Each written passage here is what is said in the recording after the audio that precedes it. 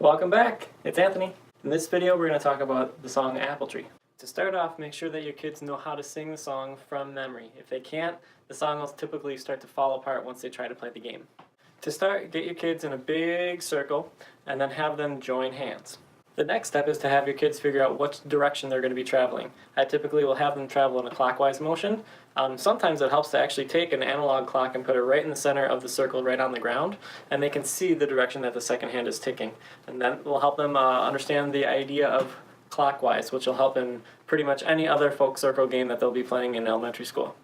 Once they figure out the direction they're going, I tell them to start to sing, and we try to get the concept of marching on the beat as they're going around the circle. While they're doing that, I tell them that I am the big apple tree and my apples are ready to fall. But they don't know how the song is going to end. So as they're going around in the circle, they're singing, apple tree, will the apples fall on me? I don't mind, I won't shout, if the apples knock me out. And on out, I'll drop my arms, and whoever I land on, that student gets to become an apple tree with me. Once we're an apple tree together, we're both holding hands to make a bridge, and the rest of the circle they're going to be passing underneath the bridge.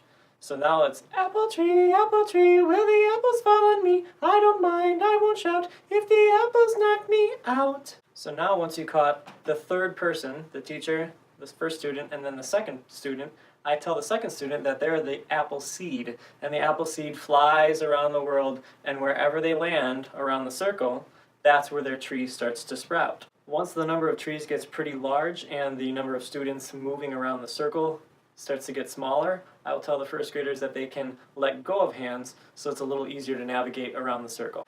Once the students are pretty comfortable with the game, I don't need to start the game for them. I'll have a student be the first apple tree. And then from then on, I'll also give them the challenge of once the apple tree catches someone, they have 5 beats before the song starts again, so they have to quick find a partner to be the apple tree with. And you can continue to play this game until you run out of students that are going around the circle or until you run out of time. So that's how you play the game Apple Tree. Thanks for checking it out. Please check out some of these other videos, how to play it on guitar, on ukulele, and some other teacher tricks to make the game extra fun for once your students become experts with the game. Thanks a lot, and be sure to subscribe somewhere around here. Bye.